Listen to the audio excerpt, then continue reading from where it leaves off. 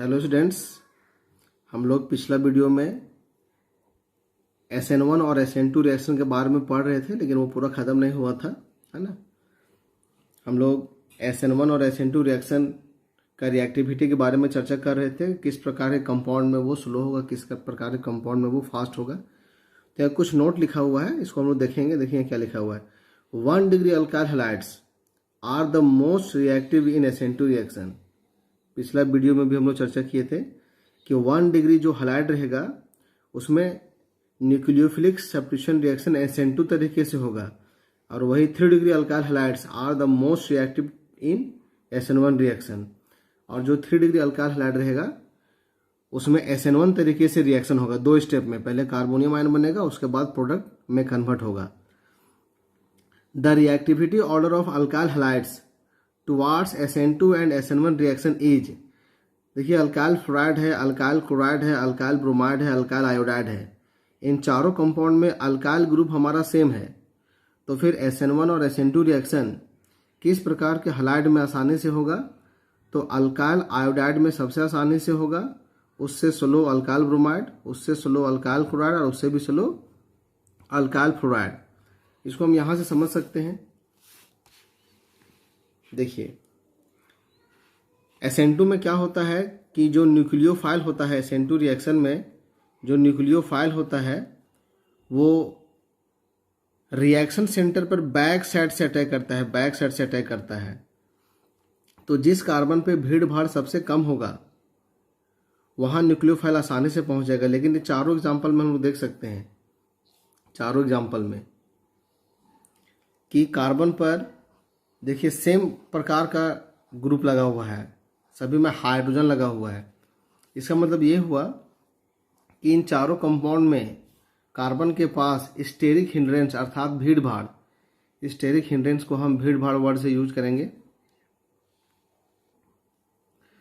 तो यहाँ इस चारों कार्बन पे भीड़ भाड़ बराबर है, तो न्यूक्लियोफाइल चारों कार्बन पर बराबर समय में पहुंचेगा। लेकिन उसके बाद क्या होगा, ये जो हाइड्रोजन है वो बाहर निकलेगा।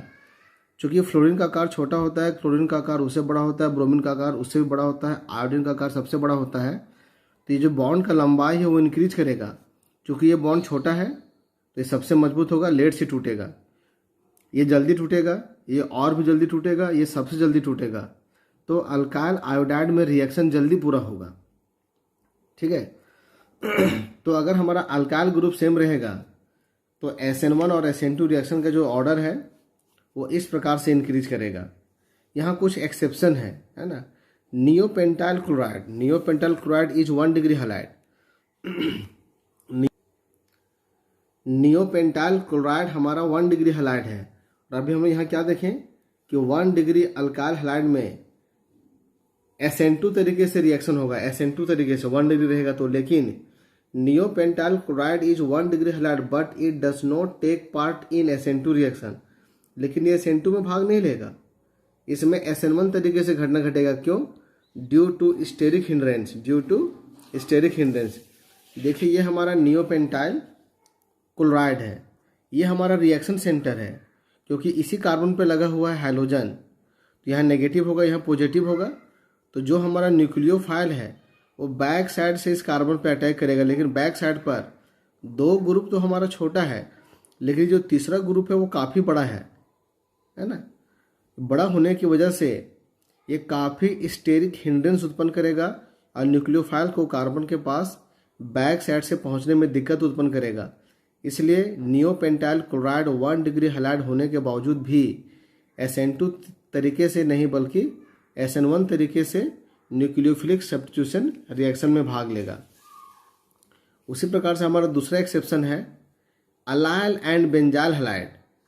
अलाइल हैलाइड और बेंजाइल हैलाइड दोनों हमारा 1 डिग्री हैलाइड है, तो 1 डिग्री में रिएक्शन SN2 तरीके से होना चाहिए, लेकिन अंडरगो SN1 रिएक्शन।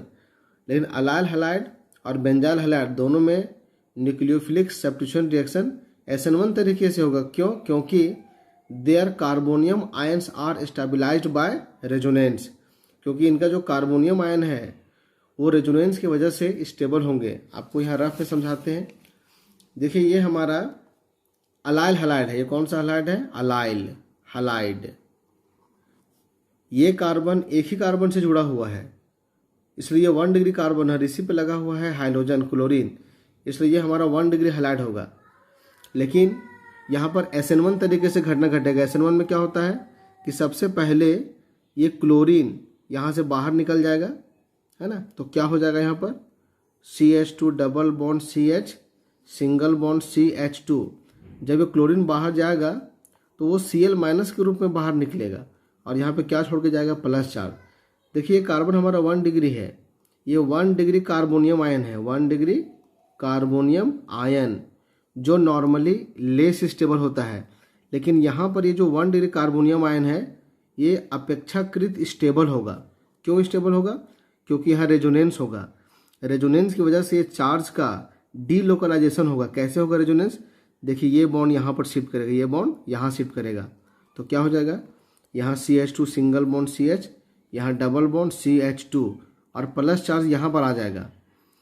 फिर ये बॉन्ड यहाँ पर शिफ्ट करेगा, फिर ये बॉन्ड यहाँ से यहाँ शिफ्ट करेगा और वापस ये इसमें कन्वर्ट हो जाएगा। इस प्रकार ये जो मेरा 1 डिग्री कार्बोनियम आयन है वो इन दोनों रूपों में एग्जिस्ट करेगा और प्लस चार्ज कभी यहाँ कभी इस कार्बन पर कभी इस कार्बन पर डीलोकलाइज करते रहेगा।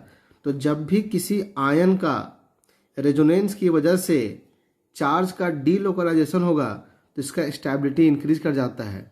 और यही वजह है कि allyl carbonium ion 1 degree carbonium ion होने के बावजूद भी रेजोनेंस के कारण अपेक्षाकृत स्टेबल होगा और इसीलिए यहाँ पर रिएक्शन SN2 नहीं बल्कि SN1 तरीके से होगा। इसी प्रकार से ये हमारा बेंजाइल कार्बन, ये हमारा बेंजाइल क्लोराइड है। बेंजाइल क्लोराइड में रिएक्शन कैसे होगा? सबसे पहले क्लोरीन यहाँ पे शिफ्ट कर जाएगा, तो यहाँ पर बेंजीन का रिंग रह जाएगा डबल बॉन्ड और यहाँ CH2, यहाँ प्लस चार्ज Cl माइनस बाहर निकल गया। देखिए ये हमारा 1 डिग्री कार्बोनियम आयन है क्योंकि ये कार्बन एक ही कार्बन से जुड़ा हुआ है। लेकिन यहाँ भी रेजोनेंस होगा। क्यों? क्योंकि यहाँ सिंगल डबल अल्टरनेट करके है। रेजोनेंस किस प्रकार से होगा ये आपका नोट कॉपी में लिखा हुआ है। देखिए आपको हम यहाँ पे दिखा रहे हैं, देखिए यहाँ पे रेजोनेंस लिखा हुआ है, ठीक है। पेंसिल से हम एरो करके दिखाते हैं। अभी क्या होगा यहाँ पर प्लस चार्ज देखिए यहाँ पर आया हुआ है, ये बॉन्ड हमारा यहाँ शिफ्ट करेगा, ये बॉन्ड यहाँ शिफ्ट करेगा, तो प्लस यहाँ हो जाएगा और माइनस यहाँ हो जाएगा। तो ये प्लस माइनस तो कैंसिल हो जाएगा, लेकिन प्लस चार्ज यहाँ रह जाएगा, डबल बॉन्ड यहाँ हो जाएगा, जैसे कि आपको अगला फिगर में दिख रहा है। इसके बाद क्या होगा, ये डबल बॉन्ड यहाँ शिफ्ट करेगा, तो यहाँ प्लस यहाँ माइनस होगा, तो ये प्लस माइनस कैंसिल हो जाएगा, प्लस यहाँ पे रह जाएगा, है ना, जैसे कि अगला फिगर में हमको दिख रहा है। और डबल बॉन्ड यहाँ हो जाएगा। तो हम क्या देख रहे हैं कि जो प्लस चार्ज कार्बन के पास था वो यहाँ पर आया, फिर यहाँ पर आया, फिर यहाँ आएगा और फिर वापस पहुँच जाएगा कार्बन के पास। तो यहाँ प्लस चार्ज का क्या हो रहा है, डीलोकलाइजेशन। परिणाम स्वरूप ये जो कार्बोनियम आयन है इसका स्टेबिलिटी बढ़ जाएगा। अगर किसी आयन में रेजोनेंस हो रहा है, रेजोनेंस के चलते अगर उसका पॉजिटिव या नेगेटिव चार्ज अपने स्थान से दूसरे स्थान पर शिफ्ट हो रहा है तो हमेशा उस आयन का स्टेबिलिटी क्या होगा, बढ़ जाएगा। तो यहाँ पे हम क्या देख रहे हैं कि जो हमारा अलाइल और बेंजाइल कार्बोनियम आयन है इसमें रेजोनेंस की वजह से स्टेबिलिटी इंक्रीज हो रही है, इसलिए इन दोनों अल्काइल हैलाइड में रिएक्शन SN2 नहीं बल्कि SN1 तरीके से होगा। ये एक्सेप्शन है, इसको आप लोग याद रखिएगा। तो अभी तक हम लोग चर्चा कर रहे थे nucleophilic substitution reaction alkyl halide में किस प्रकार से होगा। तो दो प्रकार से होगा, SN2 और SN1। अगर 1 डिग्री हैलाइड रहेगा तो SN2 तरीके से होगा, 3 डिग्री हैलाइड रहेगा तो SN1 तरीके से होगा। दूसरे शब्दों में जिस कार्बन पर क्लोरीन या ब्रोमीन लगा हुआ है, जिस कार्बन पर हाइड्रोजन लगा हुआ है, अगर उस कार्बन पर भीड़ भाड़ कम होगा तो SN2 तरीके से रिएक्शन होगा, और अगर भीड़ भाड़ ज़्यादा होगा तो SN1 तरीके से रिएक्शन होगा। 2 डिग्री हैलाइड में 50-50% दोनों होता है, SN1 तरीके से भी घटना घटता है और SN2 तरीके से भी घटना घटता है। अब हम लोग चर्चा करेंगे कि some common nucleophilic substitution reactions of alkyl halide, मतलब अल्काइल हैलाइड के कुछ सामान्य nucleophilic substitution reaction. Number 1, reaction with aqueous sodium hydroxide या पोटासियम हाइड्रोक्साइड। यहाँ पर एक्वस को हम लोग गौर करेंगे, ठीक है। अगर हम लोग अल्काइल हैलाइड को सोडियम हाइड्रोक्साइड या पोटासियम हाइड्रोक्साइड के जलीय घोल के साथ कराएंगे रिएक्शन, तो घटना क्या घटेगा यहाँ से X हमारा रिप्लेस कर जाएगा और उसके स्थान पर क्या आ जाएगा, OH। मान लीजिए यहाँ पर Cl रहता तो NaCl बाहर निकल जाएगा, NaCl, और हमारा क्या बन जाएगा, अल्कोहल। अब ये अल्काइल हैलाइड अगर हमारा 1 डिग्री रहेगा तो यहाँ अल्कोहल का निर्माण SN2 तरीके से होगा, और अगर ये अल्काइल हैलाइड 3 डिग्री होता तो ये अल्कोहल का निर्माण SN1 तरीके से होगा। ठीक है, यहाँ कोई एग्जाम्पल लिखा हुआ है। ये R के स्थान पर हम कैसे भी कार्बन का चेन ले सकते हैं। देखिए यहाँ पर 2 कार्बन का चेन है, यहाँ पर 3 कार्बन का चेन है, आइसोप्रोपाइल ग्रुप है। तो क्या हो रहा है, जिस कार्बन पर क्लोरीन या ब्रोमीन है उसी कार्बन पर क्या आ गया है, OH ग्रुप। लेकिन ऐसा तब होगा जब हम लोग सोडियम हाइड्रोक्साइड या पोटासियम हाइड्रोक्साइड के जलीय घोल के साथ कराएंगे रिएक्शन। नंबर 2 है reaction with moist silver oxide. Moist का मतलब होता है आर्द्र, आर्द्र का मतलब होता है नमी। अर्थात सिल्वर ऑक्साइड में, देखिए सिल्वर ऑक्साइड का फॉर्मूला है, अगर सिल्वर ऑक्साइड में नमी रहेगा तो सिल्वर ऑक्साइड नमी के साथ रिएक्शन करके सिल्वर हाइड्रोक्साइड बनाएगा, और फिर ये सिल्वर हाइड्रोक्साइड अल्काइल हैलाइड के साथ रिएक्शन करेगा और यहाँ से AgBr बाहर निकल जाएगा। जिस कार्बन पर ब्रोमीन लगा हुआ था वहाँ क्या आ जाएगा, OH ग्रुप।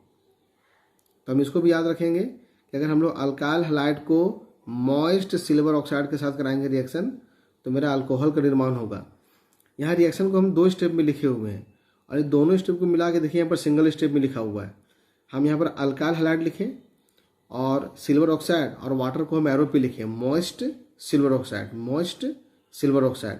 उसको हीट करेंगे तो मेरा किसका निर्माण होगा, अल्कोहल का। नंबर 3 है reaction with sodium carboxylate. Sodium carboxylate, देखिए यहाँ रफ लिखा हुआ है। सबसे पहले यहाँ पे हम समझाए हैं कि सोडियम कार्बोक्सिलेट हम किसे कहेंगे। तो कार्बोक्सिलिक एसिड याद होगा आप लोगों को, देखिए R, C double bond O single bond H, ये हमारा कार्बोक्सिलिक एसिड है। अगर एसिड को अगर हम बेस के साथ कराएंगे रिएक्शन, देखिए NaOH हमारा बेस है, तो ये किस प्रकार से टूटेगा, ये सोडियम प्लस और OH माइनस में टूटेगा। और एसिड वो होता है जो H प्लस देता है, तो यहाँ से मेरा H प्लस बाहर निकलेगा। ये बॉन्ड यहाँ शिफ्ट कर जाएगा ऑक्सीजन के पास। ऑक्सीजन के पास अपना लोन पेयर 2 होता है। अब जब ये बॉन्ड यहाँ पर शिफ्ट कर जाएगा, इस बॉन्ड को हम लोग यहाँ से मिटा देंगे। ये लोन पेयर देखिए यहाँ पर आ गया, और यहाँ पर क्या आ जाएगा, नेगेटिव। या नेगेटिव यहाँ पॉजिटिव आया, तो अब ये H प्लस और OH माइनस वाटर के रूप में बाहर निकल जाएगा। ये H प्लस और OH माइनस वाटर के रूप में बाहर निकल जाएगा, और सोडियम प्लस आ जाएगा यहाँ पर, सोडियम प्लस यहाँ पे आ जाएगा। ये माइनस प्लस कैंसिल हो जाएगा, हम यहाँ दिखा भी सकते हैं, नहीं भी दिखा सकते हैं। तो इस कंपाउंड को हम बोलेंगे सोडियम कार्बोक्सिलेट। क्या कहेंगे इसको, सोडियम कार्बोक्सिलेट। ठीक है, इसी बात को हम यहाँ पे समझाने की कोशिश की है। आप लोगों को देखिए रफ में लिखा हुआ है। ये कार्बोक्सिलिक एसिड है, ये सोडियम हाइड्रोक्साइड है। इन दोनों के रिएक्शन से क्या बाहर निकलेगा, वाटर। यहाँ से H बाहर निकलेगा, यहाँ से OH, वाटर बाहर निकल जाएगा, सोडियम आ जाएगा यहाँ पर, और सोडियम कार्बोक्सिलेट। अभी हम सोडियम कार्बोक्सिलेट को रिएक्शन कराएंगे अल्काइल हैलाइड के साथ, तो हमारा किस कंपाउंड का निर्माण होगा, एस्टर का। देखिए ये सोडियम कार्बोक्सिलेट है, ये हमारा अल्काइल हैलाइड है, ये भी R है, ये भी R है, तो एक R को हम लोग R' मान लिए हैं। तो यहाँ से हमारा सोडियम और X, मान लिया Cl रहता तो NaCl बाहर निकलता, और ये R' आ जाएगा ऑक्सीजन के पास, और देखिए एस्टर का निर्माण हो गया। R, C double bond O और O पर कार्बन का चेन रहेगा, इसको एस्टर बोलते हैं। ये हमारा जनरल रिएक्शन है। यहाँ R और R' का स्थान पर हम लोग 1 कार्बन का, 2 कार्बन का, या साइक्लिक कोई कैसा भी चेन हम लोग ले सकते हैं। जैसा कि एग्जाम्पल से दिखाएं, देखिए यहाँ पर हम लोग R के स्थान पर 1 कार्बन का चेन लिए हुए हैं, और इस एग्जाम्पल में R के स्थान पर हम लोग बेंजीन का रिंग लिए हुए हैं। बाकी C double bond O Na यहाँ भी लगा हुआ है, यहाँ भी लगा हुआ है। इसको यहाँ पर हम लोग मिथाइल क्लोराइड और यहाँ पर इथाइल क्लोराइड से करा रहे हैं रिएक्शन, तो यहाँ से सोडियम क्लोराइड बाहर निकल जाएगा, और यहाँ से भी सोडियम क्लोराइड बाहर निकल जाएगा। इस CH3 को हम ऑक्सीजन के पास लगा देंगे, और यहाँ पर ये CH2 CH3 को ऑक्सीजन के पास लगा देंगे।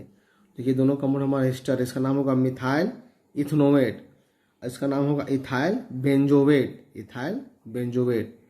ठीक है, तो आप लोग एग्जाम्पल याद मत कीजिएगा, आप लोग ये जो जनरल रिएक्शन है इसको याद रखिएगा कि अगर हम लोग सोडियम कार्बोक्सिलेट को अल्काइल हैलाइड से कराएंगे रिएक्शन, तो कौन सा ग्रुप बाहर निकल रहा है और किसको मिला के लिख रहे हैं। अगर ये रिएक्शन आपको याद रहेगा तो हम किसी भी प्रकार के एग्जाम्पल को बना सकते हैं। ठीक है, 4th नंबर है रिएक्शन विथ सोडियम अल्कोक्साइड। फिर यहाँ रफ में समझाए हैं कि सोडियम अल्कोक्साइड किसे कहते हैं। देखिए अल्कोहल है, अल्कोहल भी एसिड है लेकिन कमज़ोर एसिड है, और ये सोडियम हाइड्रोक्साइड हमारा बेस है। फिर अल्कोहल और बेस को कराएंगे रिएक्शन, तो यहाँ से H+ और यहाँ से OH- वाटर के रूप में बाहर निकल जाएगा और यहाँ जाएगा सोडियम। तो इसको हम कहेंगे सोडियम अल्कोक्साइड। Sodium alkoxide. यहाँ पर अल्क हमारा, अगर R हमारा एक कार्बन का चेन रहेगा, R हमारा एक कार्बन का चेन है, इस तरह से मान लीजिए यहाँ पर CH3ONA रहता। देखिए अभी R के स्थान पर मेरा एक कार्बन का चेन है, R के स्थान पर हम दो कार्बन का चेन ले सकते हैं, CH3 CH2 और ONA लगा हुआ रहेगा, है ना। तो देखिए इसका नाम क्या होगा, सोडियम तो यहाँ लिखेंगे हम लोग सोडियम, और एक कार्बन का रूट वर्ड क्या होता है, मीथ। एक कार्बन का रूट वर्ड क्या होता है, मीथ। तो जहाँ अल्क लिखा हुआ है वहाँ हम लोग मिथ लिखेंगे, और ऑक्साइड जैसे लिखा है वैसे लिखेंगे, तो नाम हो जाएगा सोडियम मिथॉक्साइड। फिर उसी प्रकार से यहाँ सोडियम है, यहाँ सोडियम लिखेंगे, दो कार्बन का रूट वर्ड क्या होता है, ईथ। तो जहाँ अल्क लिखा हुआ है ईथ लिख दिए, और ऑक्साइड यहाँ पे रहेगा, जिसका नाम हो जाएगा सोडियम मिथॉक्साइड। तो सोडियम अल्कोक्साइड जनरल नाम हुआ, क्योंकि R है तो ये जनरल फार्मूला हुआ। R के स्थान पर मेरा एक कार्बन दो कार्बन का चेन हो सकता है। तो अगर हम लोग अल्काइल हैलाइड को सोडियम अल्कोक्साइड के साथ कराएंगे रिएक्शन, तो ईथर का निर्माण होगा। किसका निर्माण होगा, ईथर का। इस रिएक्शन को हम विलियमसन सिंथेसिस के नाम से जानते हैं।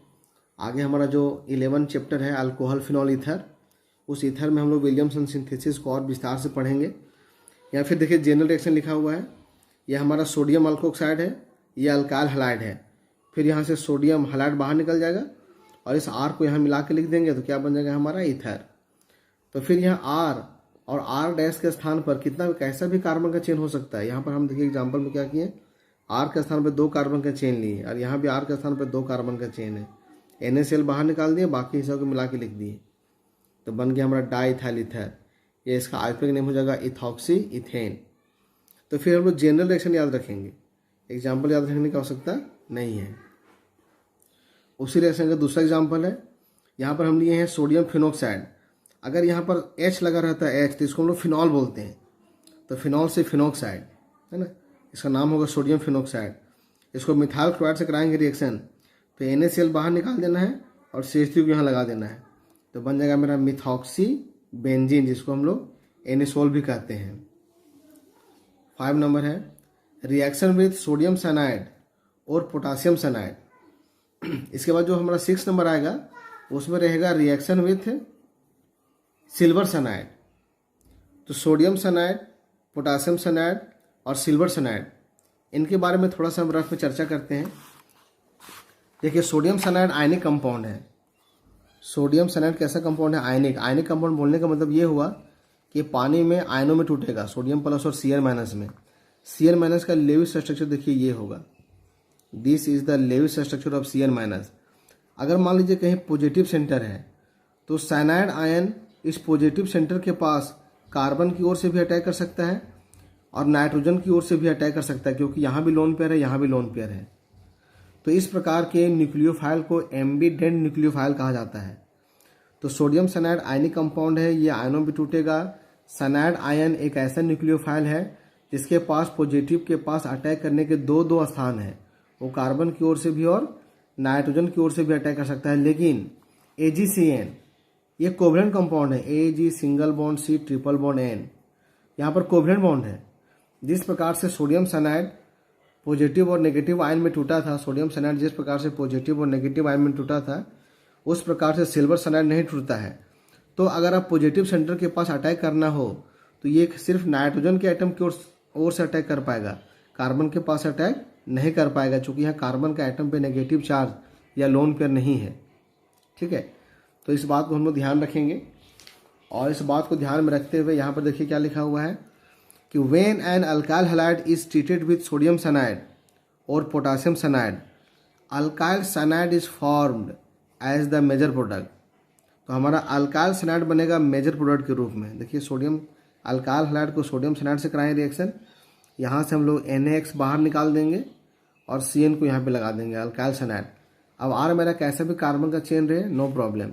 यहाँ देखिए दो कार्बन का चेन लिए हैं, NaCN से कराएं रिएक्शन, तो बस जहाँ पे Cl लगा हुआ था वहाँ पे क्या आ गया, CN। ये कार्बन का चेन जैसा था वैसे ही रहा। ये साइक्लिक कंपाउंड है। फिर भी जब हम पोटासियम साइनाइड के साथ हीट किए तो जहाँ पे ब्रोमीन था वहाँ पर क्या आ गया, CN। ये रिंग जैसा था वैसे ही रहा। तो जिस कार्बन पर हाइड्रोजन लगा हुआ है वहाँ पे हमको क्या लगा देना है, Cn। ठीक है, यह नोट में लिखा हुआ है, इन this reaction the product formed has 1 carbon more than the alkyl halide. जैसे यहाँ देखिए अल्काइल हैलाइड हमारा 2 कार्बन का है, लेकिन जो हमारा प्रोडक्ट प्राप्त हुआ उसके पास 1 2 3 कार्बन है, मतलब ये कार्बन क्या हो रहा है, बढ़ जा रहा है। तो in this reaction the product formed has 1 carbon more than the alkyl halide, है ना। तो alkyl cyanide form is further use to prepare different organic compounds as given below. अब इस रिएक्शन में जो हमारा अल्काइल सनाइड बन रहा है, अब इस अल्काइल सनाइड से हम लोग अलग अलग प्रकार के ऑर्गेनिक कंपाउंड बना सकते हैं। मतलब पहले अल्काइल हैलाइड से हम लोग अल्काइल सनाइड बनाए और फिर अल्काइल सनाइड से हम लोग डिफरेंट प्रकार के ऑर्गेनिक कंपाउंड बना सकते हैं, जैसे कार्बोक्सिलिक एसिड, अमाइड और प्राइमरी अमाइड, जैसा कि आप यहाँ देख सकते हैं, है ना। देखिए ये अल्काइल हैलाइड है, इसको सोडियम सनाइड या पोटासियम सनाइड के साथ कराएंगे रिएक्शन, तो जहाँ पर हाइड्रोजन था वहाँ Cn ग्रुप आ गया। अब इस कंपाउंड को अगर हम लोग अल्कलाइन, इसको अल्कलाइन पढ़ेंगे, इसको एसिडिक पढ़ेंगे, इसको पढ़ते हैं हम लोग अल्कलाइन और इसको पढ़ते हैं हम लोग एसिडिक। अल्कलाइन हाइड्रोजन पेरोक्साइड और इसको पढ़ेंगे हम लोग एसिडिक, डाइल्यूट एसिड पढ़ेंगे, वाटर है तो डाइल्यूट एसिड हम लोग पढ़ते हैं। तो जब हम लोग अल्काइल सनाइड को अल्कलाइन हाइड्रोजन पेरोक्साइड के साथ कराएंगे रिएक्शन, तो क्या देख रहे हैं कि और मेरा जैसा है वैसे ही रहेगा, बस जिस कार्बन पर सनाइड ग्रुप बना हुआ वो कार्बन मेरा किस में चेंज कर दिया, अमाइड में। वही अगर हम लोग अल्काइल सनाइड को एसिडिक हाइड्रोलिसिस कराएंगे, इसको एसिडिक हाइड्रोलिसिस भी कहा जाता है, मतलब डाइल्यूट एसिड के साथ कराएंगे रिएक्शन, H+ के स्थान पर हम लोग HCl भी लिख सकते हैं। तो क्या होगा कि जिस कार्बन पर सनाइड ग्रुप है वो कार्बन मेरा कार्बोक्सिलिक एसिड में चेंज कर जाएगा। इस घटना को कहा जाता है पार्शियल हाइड्रोलिसिस, आंशिक रूप से वाटर का जुड़ना, और इसको कहा जाता है कंप्लीट हाइड्रोलिसिस, पूर्ण रूप से वाटर का जुड़ना।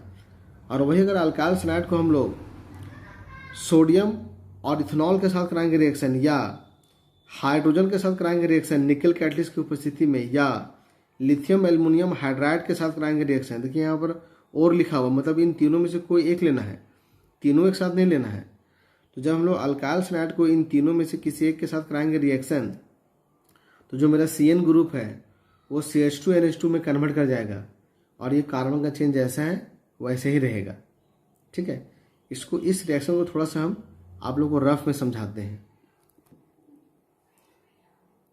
देखिए हमारा अल्काइल सनाइड है, इसको भी हम लोग वाटर के साथ कराएंगे रिएक्शन एसिडिक मीडियम में। ठीक है, तो सबसे पहले वाटर का स्ट्रक्चर क्या होता है, HOH, यहाँ पे लोन पेयर होता है। सबसे पहले क्या होगा, ये जो हमारा एसिड लिए H+, वो अटैक करेगा इस लोन पेयर के पास, देखते जाएगा, है ना। अब ये जो इलेक्ट्रॉन है वो यहाँ बॉन्ड बनाने में खर्च होगा, तो इसको मिटा देते हैं। देखिए यहाँ पर बॉन्ड बनाया, इस बॉन्ड का दोनों इलेक्ट्रॉन कौन दिया, नाइट्रोजन, तो यहाँ पर प्लस आएगा, यहाँ पर क्या आएगा, माइनस। H का प्लस माइनस कैंसिल हो गया। अब देखिए नाइट्रोजन हमारा इलेक्ट्रोनेगेटिव एलिमेंट है, ये अपने पास माइनस रखना पसंद करेगा, प्लस नहीं। यहाँ प्लस आ गया है तो अब ये पाई बॉन्ड को अपने पास शिफ्ट कर लेगा, तो यहाँ से एक बॉन्ड को हम मिटा देते हैं, एक बॉन्ड को मिटा दिए और ये लोन पेयर के रूप में आ गया नाइट्रोजन के पास। यहाँ नेगेटिव आएगा, यहाँ पर क्या आएगा, पॉजिटिव। ये एरो को हम लोग हटा देते हैं। ठीक है, देखिए नाइट्रोजन के पास प्लस माइनस दोनों है, तो प्लस माइनस कैंसिल हो गया। अब कार्बन पे आ गया प्लस चार्ज, अब इस कार्बन के पास अटैक करेगा ये वाटर का मॉलिक्यूल, चूंकि यहाँ पर ऑक्सीजन पे क्या होता है, लोन पेयर, ये ऑक्सीजन है, हाइड्रोजन है, हाइड्रोजन है, यहाँ 2 लोन पेयर है। अभी 2 लोन पेयर में से एक लोन पेयर यहाँ बॉन्ड बनाने में यूज होगा। देखिए हम एक लोन पेयर को मिटा दिए, ठीक है, ये यहाँ पर बॉन्ड बनाएगा, यहाँ पर बॉन्ड बनाएगा, और चूंकि इलेक्ट्रॉन दिया ऑक्सीजन तो यहाँ पर आएगा प्लस और कार्बन पे क्या आएगा, माइनस। तो कार्बन पे प्लस पहले से था, माइनस आया, तो ये चार्ज कैंसिल हो गया। लेकिन अब ऑक्सीजन पे रह गया प्लस चार्ज। अब ऑक्सीजन हमारा इलेक्ट्रोनेगेटिव एलिमेंट है, माइनस रखना पसंद करेगा, तो अब इन दोनों में से एक बॉन्ड पेयर को ये अपने पास खींच लेगा। अगर हम इसको यहाँ इसके पास भेज देते हैं तो इस बॉन्ड को हम मिटा रहे हैं। ठीक है, ये बॉन्ड मिटा दिए, क्योंकि इसका दोनों इलेक्ट्रॉन लोन पेयर के रूप में ऑक्सीजन के पास आ गया, साथ में नेगेटिव लाएगा और यहाँ पर क्या आएगा, पॉजिटिव। ये एरो हटा देते हैं, देखिए ऑक्सीजन के पास प्लस था और माइनस भी आ गया, तो कैंसिल हो गया, है ना। और मेरा फिर से मेरा H+ क्या हो गया, बाहर निकल गया। तो जो H+ यहाँ रिएक्शन में भाग लिया था वो फिर से क्या हो गया, बाहर निकल गया। तो जो घटना भी यहाँ पे घटा उसी प्रकार से फिर से घटना घटेगा। फिर हमारा H+ इस लोन पेयर पे अटैक करेगा, फिर इस बॉन्ड को यहाँ पर खींचेगा, फिर यहाँ वाटर का मॉलिक्यूल हमला करेगा, तो फिर इसी प्रकार से घटना घटेगा। मतलब यहाँ पर एक बॉन्ड और हटेगा। देखिए अभी से पहले यहाँ पर सिंगल बॉन्ड था ना, ये बॉन्ड हटाएं तो बदले में हम लोग यहाँ H और यहाँ क्या लगाएं, OH। उसी प्रकार से अगर इस बॉन्ड को हटाएंगे तो नाइट्रोजन पे फिर क्या आएगा, H, और फिर यहाँ पर क्या आएगा, OH। सेम प्रक्रिया फिर दोहराएगा। आप लोगों को क्लास में याद होगा हम बताए थे कि सेम कार्बन पर 2 OH ग्रुप नहीं रह सकता है। तो अब यहाँ से क्या होगा कि वाटर बाहर निकलेगा, एक बॉन्ड यहाँ शिफ्ट करेगा और ये बॉन्ड यहाँ शिफ्ट करेगा। अगर ये बॉन्ड यहाँ पर आएगा तो यहाँ प्लस यहाँ माइनस आएगा, और ये बॉन्ड यहाँ आएगा तो यहाँ प्लस और यहाँ माइनस आएगा। इस बॉन्ड को हम हटा देते हैं, फिर ये बॉन्ड भी हमारा टूट गया, साथ में एरो भी हम साफ कर देते हैं। अब देखिए कार्बन पर प्लस माइनस दोनों आया तो ये प्लस और माइनस कैंसिल हो जाएगा। अब ये मेरा H+ और OH- मिल करके वाटर के रूप में बाहर निकल जाएगा। ये हमारा H+ और ये हमारा OH- वाटर के रूप में क्या होगा, बाहर निकल गया। और जब ये बॉन्ड यहाँ पर शिफ्ट करेगा यहाँ पर डबल बॉन्ड बन जाएगा। देखिए RC डबल बॉन्ड ONH2 कौन सा ग्रुप बन गया, अमाइड ग्रुप, है ना। तो ये जो हमारा CN ग्रुप है वो किस ग्रुप में चेंज कर गया, अमाइड ग्रुप में। तो अभी जो आपको रफ हम समझा रहे थे मैकेनिज्म, वो मैकेनिज्म आपको नहीं याद रखना है कि कैसे कैसे CN NH2 में C डबल बॉन्ड NH2 में चेंज हुआ। आप लोग को बस इतना याद रखना है कि जब हम अल्काइल सनाइड को इस कंडीशन में कराएंगे रिएक्शन, तो जहाँ CN है वहाँ क्या लगा देना है हमको, C डबल बॉन्ड NH2। अब ये अमाइड ही हमारा कार्बोक्सिलिक एसिड में चेंज होगा। अगर वाटर की मात्रा हम प्रचुर लेंगे तो ये अमाइड ग्रुप कार्बोक्सिलिक एसिड में चेंज होगा। कैसे, फिर H+ इस लोन पेयर पे अटैक करेगा। अब ये दोनों इलेक्ट्रॉन बॉन्ड बनाने में खर्चा हो गया, इसको मिटा दे रहे हैं। यहाँ पे बॉन्ड बनाएगा और यहाँ प्लस यहाँ माइनस आएगा, ये प्लस माइनस कैंसिल हो जाएगा। अब इस प्लस को हटाने के लिए ये इस बॉन्ड को अपने पास खींच लेगा। जब ये बॉन्ड यहाँ पर शिफ्ट करेगा तो पूरा टूट जाएगा और यहाँ पर आ जाएगा लोन पेयर माइनस और यहाँ आ जाएगा प्लस। ये एरो को हटा देते हैं। अब देखिए प्लस माइनस कैंसिल हो गया और ये देखिए अमोनिया के रूप में क्या होगा, ये बाहर निकल जाएगा, है ना। ये पूरा अमोनिया के रूप में बाहर निकल गया। अब फिर इस कार्बन के पास वाटर का मॉलिक्यूल अटैक करेगा। देखिए वाटर का मॉलिक्यूल है, लोन पेयर है, इसलिए कार्बन के पास अटैक करेगा। अब ये दोनों इलेक्ट्रॉन इसके साथ बॉन्ड बनाएगा, इसको मिटा करके हम लोग यहाँ पे बॉन्ड बना दिए। इसका इलेक्ट्रॉन कौन दिया, ऑक्सीजन, तो यहाँ प्लस। अब प्राप्त हुआ कार्बन को तो यहाँ माइनस। अब कार्बन पे प्लस माइनस दोनों हैं तो ये कैंसिल हो जाएगा, लेकिन ऑक्सीजन पे रह गया प्लस चार्ज। फिर इसको हटाने के लिए इन दोनों में से कोई एक H+ के रूप में बाहर निकलेगा। तो चलिए ये दोनों इलेक्ट्रॉन को ऑक्सीजन खींच लेगा अपने पास, यहाँ पर खींच लिया, यहाँ माइनस, यहाँ क्या आ गया प्लस। तो ऑक्सीजन पे प्लस था और माइनस आया, कैंसिल हो गया और H+ हमारा बाहर निकल गया। तो ये कैटलिस्ट है ना, ये रिएक्शन को होने में मदद कर रहा है। तो आप देख सकते हैं अभी यहाँ अमाइड ग्रुप था, अभी किस में चेंज हो गया, कार्बोक्सिलिक एसिड में। तो जब वाटर को हम कम मात्रा में जोड़ेंगे तो अमाइड बनेगा, ज़्यादा मात्रा में जोड़ेंगे तो कार्बोक्सिलिक एसिड। इसलिए अमाइड बनने को कहा गया पार्शियल हाइड्रोलिसिस और कार्बोक्सिलिक एसिड बनने को कहा गया कंप्लीट हाइड्रोलिसिस। उसके नीचे में क्या था, ये RC ट्रिपल बॉन्ड N है। अगर इसको हम लोग सोडियम इथेनॉल के साथ कराएंगे रिएक्शन, या हाइड्रोजन और निकेल के साथ कराएंगे रिएक्शन, या लिथियम एल्युमिनियम हाइड्राइड के साथ कराएंगे रिएक्शन, तो ये तीनों के तीनों हमारा रिड्यूसिंग एजेंट है। इसका काम है हाइड्रोजन जोड़ना। देखिए बॉन्ड खुलेगा, इसके बदले में यहाँ पर हाइड्रोजन ऐड होगा दोनों पर, फिर ये बॉन्ड खुलेगा और फिर दोनों एटम पर हाइड्रोजन ऐड होगा। तो क्या बन जाएगा, RCH2NH2। क्या बन जाएगा, RCH2NH2, जैसा कि आपको यहाँ पे दिख रहा होगा, ठीक है। तो अल्काइल सनाइड से ये तीनों कंपाउंड बना सकते हैं, इसको हम लोग याद रखेंगे। पहले हम लोग अल्काइल हैलाइड से अल्काइल सनाइड बनाएंगे और अल्काइल सनाइड से ये तीनों कंपाउंड बनाएंगे। तो अगर हम लोग अल्काइल हैलाइड और इन तीनों कंपाउंड में अगर कंपेरिजन करेंगे तो अल्काइल हैलाइड की तुलना में इनके पास एक कार्बन अधिक है। अल्काइल हैलाइड की तुलना में इनके पास कार्बन की संख्या एक अधिक है। तो वीडियो काफ़ी लंबा हो चुका है ना। इसमें पढ़ाई बहुत बाकी है हम लोग का। अब तक जो हम लोग पढ़े हैं उससे आगे का पढ़ाई हम लोग नेक्स्ट वीडियो में देखेंगे। धन्यवाद।